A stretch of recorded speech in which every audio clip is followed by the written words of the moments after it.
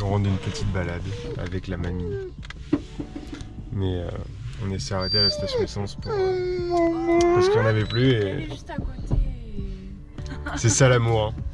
C'est ça. Ah, ça y est, on vient d'arriver au champ de lavande. La dinguerie.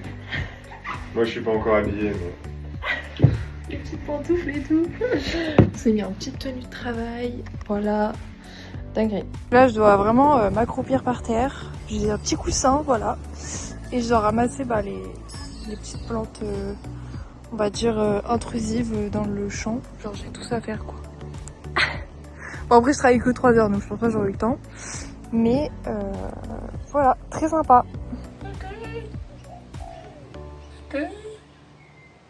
Oh les ronflettes.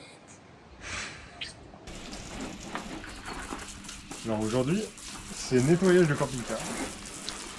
Ça change du jardinage. Puis c'est parfait, il fait beau.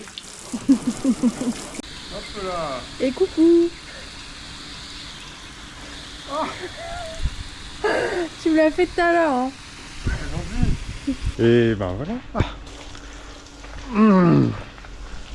C'est toi qui as voulu, hein. C'est moi qui ai voulu. C'était pour le show. Voilà, on est en train de terminer de laver ce merveilleux camping-car Sprinter de chez Mercedes. La version un peu évoluée au final de ce que j'ai eu pour mon tour d'Europe. Mais ouais, le plus sale c'était principalement les jantes. Les jantes qui étaient crades, genre noires de chez noir. Allez, travail! Et très beau chapeau. Pour montrer ce que fait Vincent, c'est assez dégueulasse. À main nue en plus, quel homme. Genre, il a dû ramasser toutes les fleurs de lotus, genre là-dedans. Je vais vous montrer. Vous prenez la petite spatule là. Et on met la main. Et on arrache de la boue avec des racines. Et t'as fait ça sur 3, 4... Ça fait 2 jours que je fais ça. J'ai rempli la moitié du compost que j'ai moi-même vidé. Ingrat, genre. Vraiment. C'est la vie. Mais t'es un homme. Et là, c'est une fin de journée. Ah, on aime le travail par ici. Et là, il faut essayer de pas rayer le camping-car. Sinon, bah, c'est la merde.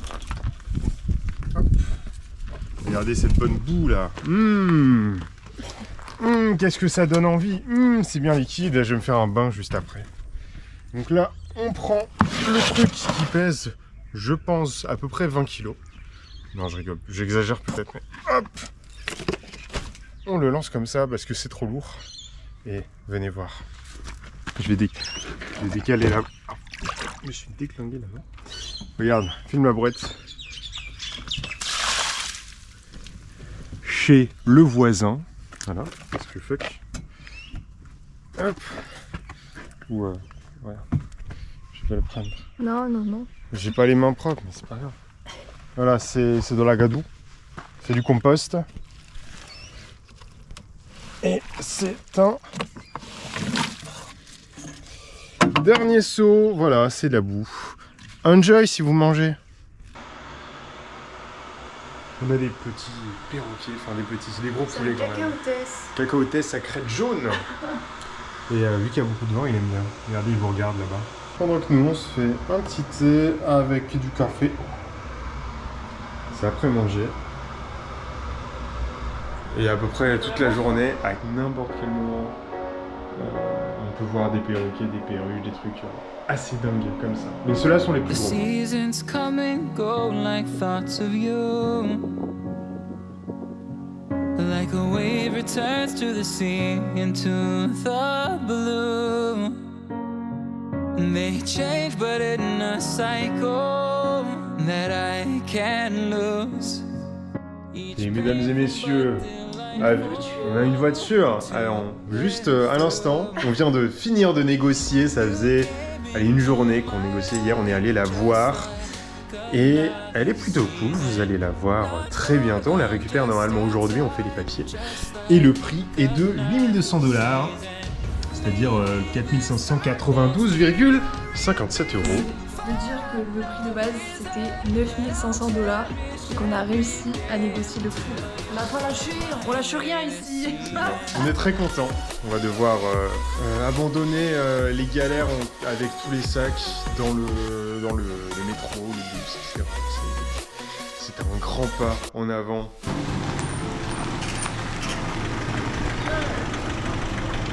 Vous voulez venir? Ah, venez! Et bienvenue dans la Nissan Pathfinder, nouveau véhicule qui va nous accompagner tout au long de notre road trip. Là derrière pour l'instant c'est du bordel, c'était avec la voiture, mais bon, il y a de tout, genre du matériel de camping, des trucs qu'on va forcément virer, genre par exemple ici. Nous avons, attention, à votre avis, ce sont des lunettes. Sans dire qu'on en a rien à foutre. Enfin bref, on va vider tout ça et ça va être cool.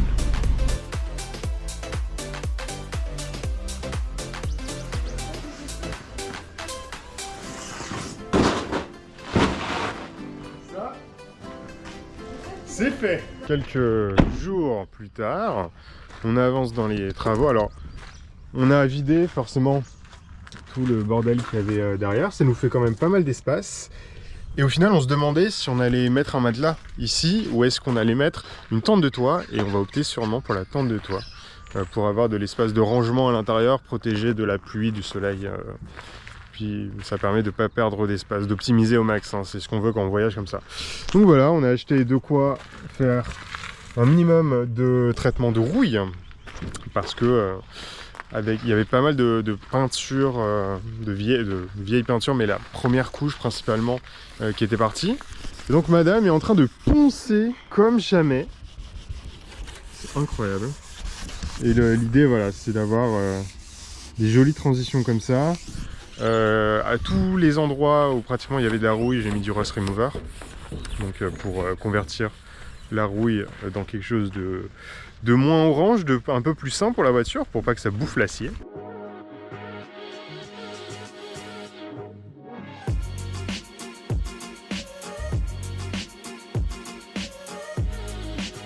De manière générale, c'est un peu comme je pensais, hein, il y a des petits endroits comme ça, mais genre celui-là c'est le plus gros.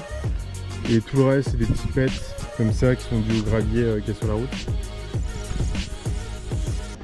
De retour pour vous jouer un mauvais tour. Alors, on est allé faire un sacré braquage. Il nous fallait à la base aller dans un magasin pour voir et faire une petite liste de courses de ce que l'on voulait, ce que l'on désirait pour non pas Noël mais pour faire du camping et vivre dans ce 4x4.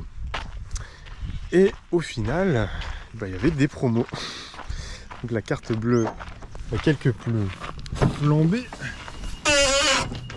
Et on a fait des affaires, 2 drawers, donc des tiroirs.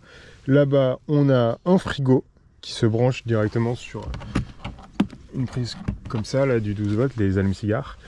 On a une sorte de table qui vient se placer sur le drawer. Et pour finir, nous avons une sorte de batterie qui peut se brancher sur l'allume-cigare et qui permet à la fois de brancher le frigo, nos appareils genre téléphone, etc. Tout en ayant une batterie à l'intérieur de 36 ampères, ce qui est amplement suffisant pour notre consommation, sachant que ce serait rechargé directement avec l'alternateur du véhicule, donc pas besoin de panneaux solaires. Du moment qu'on roule, c'est-à-dire quand on est nomade au final, et la batterie se recharge et on a plein d'électricité pour recharger les appareils. Donc voilà, nous on va faire un petit unpacking et on va se faire plaisir, c'est Noël. Non, pas encore, mais c'est l'hiver en Australie, rappelez-vous. Nous avons quitté le champ de lavande, ça y est. On a d'ailleurs une voiture bien encombrée, si vous voyez derrière. Tout ça, je te le dis. Ouais, ça c'est sûr. On a quitté donc Berwick pour un autre roofing où on ira ce soir, mais avant ça, on va tout là-bas. Il y a pas mal de nature, il fait bon, on est proche de la mer. Et je reste en t-shirt, ouais. Alors déjà c'est pas la mer, c'est l'océan. Et en plus là c'est même pas l'océan, c'est une baie, je crois ça. Ouais, genre baie, golfe. On est au sud-est du Victoria, pour être plus précis. Le coffre, franchement, Et- tu restes accroché et tu pars avec.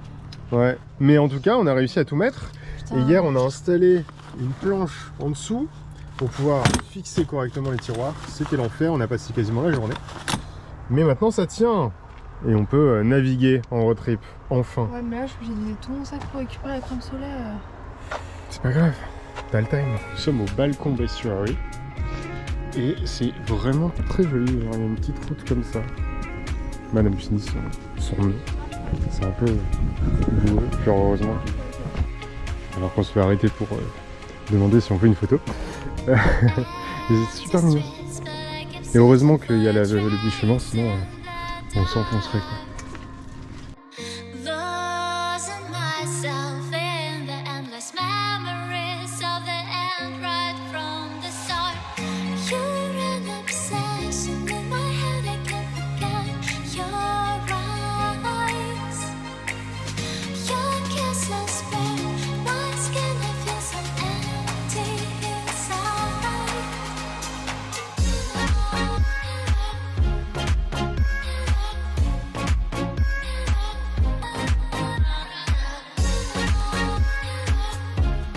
Waouh. Ça, c'est du parking. Hein. On va se régaler. Hop.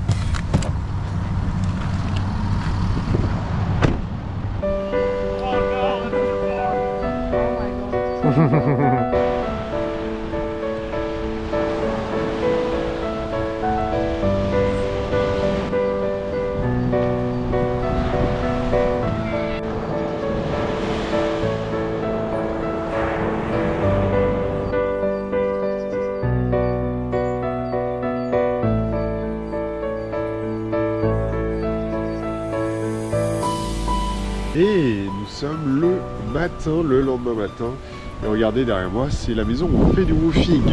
Je vais me décaler parce qu'il y a du vent, mais cette maison est exceptionnelle. Je ne sais pas si j'aurai l'occasion de filmer l'intérieur. Elle est énorme. Genre la quantité de mètres carrés, la quantité de centaines de mètres carrés qu'il y a à l'intérieur, c'est incroyable. Et donc on va aider cette maison à être prête pour être vendue. Puis on va passer donc cette semaine ici. Et la semaine prochaine, ce sera autre part.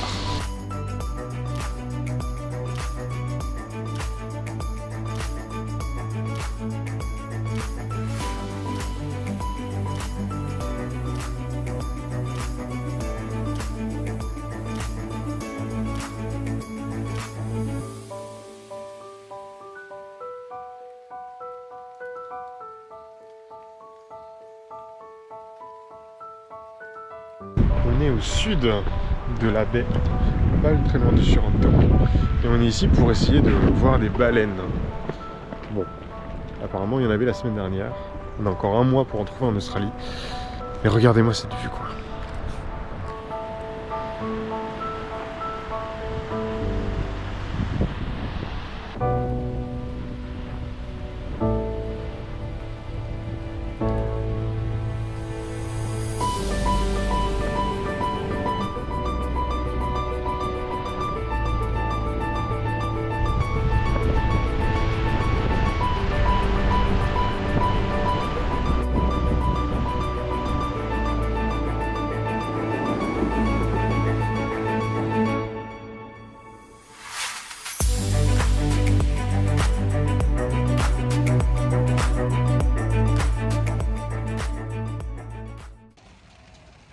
Tu vas m'aider? Non. Allez, viens. Je prends comme ça, on est sur le Bushranger Bay et c'est magnifique. Juste pour vous avoir une petite idée du décor. C'est somptueux, il fait chaud, il y a du soleil.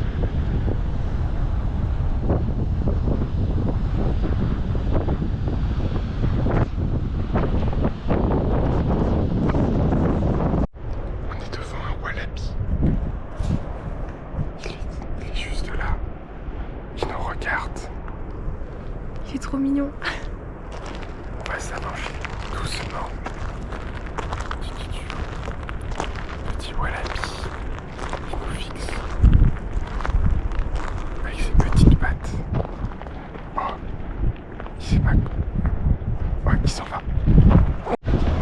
Ok, maintenant on est dans un autre endroit, c'est Cairns Beach. Et comme vous le voyez, on est équipé.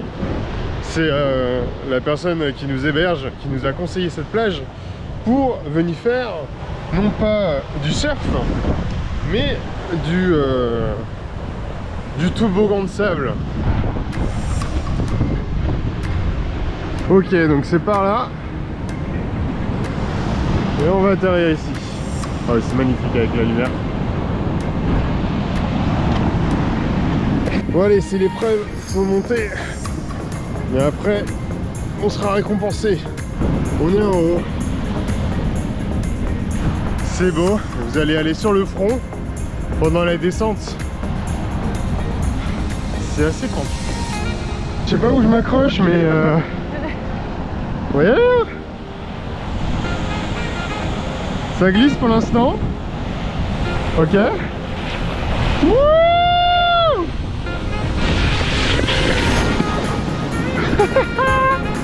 Oh putain. Moi j'ai atterri sur les pieds, mais tout va bien.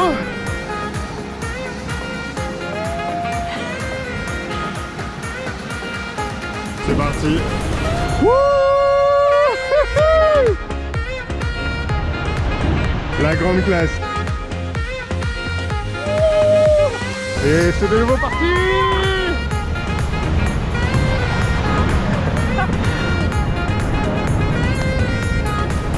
Ouais, ça c'est fait. Et aujourd'hui nous sommes à Sorrento, qui est un endroit vraiment genre au sud de Melbourne, au début de la baie, juste en face de l'autre côté. Et cet endroit est très connu pour avoir été l'endroit où le premier tir de la Première Guerre mondiale a été tiré, ainsi que le deuxième tir, enfin le premier tir de la Seconde Guerre mondiale plutôt. Et du coup il y a plein de bunkers, comme par exemple celui-là. On va pas avoir grand chose je pense, mais c'est un petit peu de visite. Une chauve-souris. Ah oui, il y a une chauve-souris là-bas, vous l'avez vu.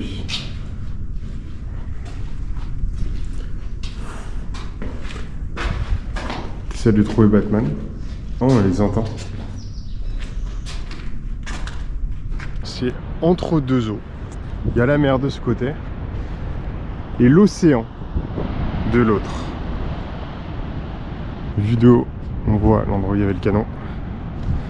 C'est Fort Pierce.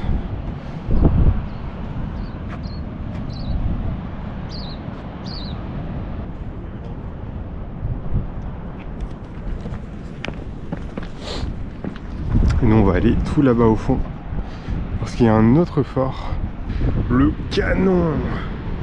Bon, ils les ont enlevés, on ne peut plus les utiliser bien sûr.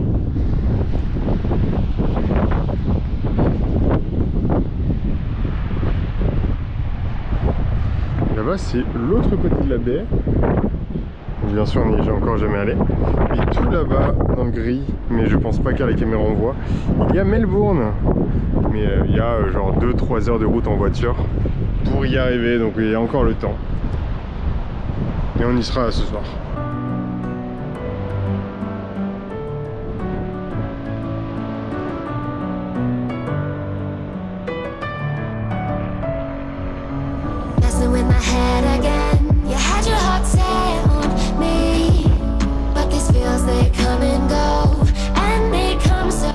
Nous arrivons avec beaucoup de pluie et de vent au deuxième fort,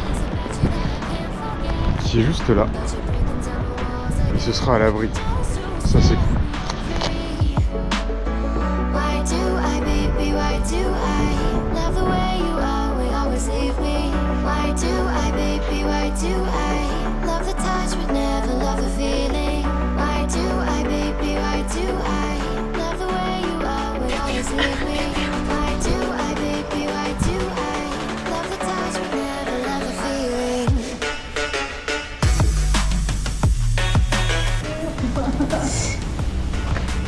Nébu.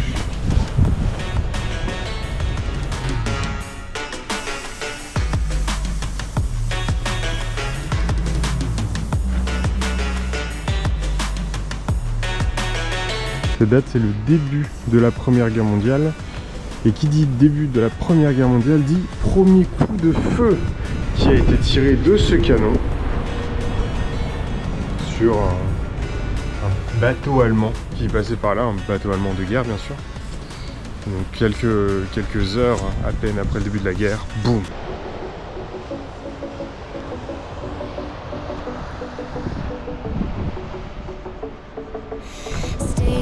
Un bon 10 mètres de canon.